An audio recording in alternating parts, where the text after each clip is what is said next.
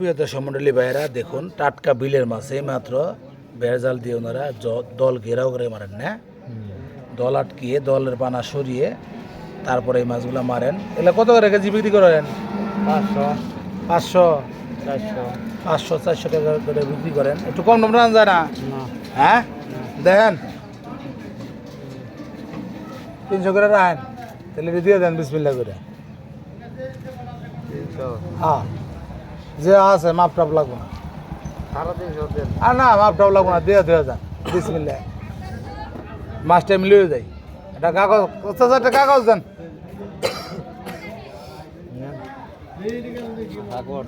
হ্যাঁ হ্যাঁ দেখো আমি 300 টাকা মাছটা নিয়ে এনেছি প্রিয় দর্শক মণ্ডলী ভাইয়েরা।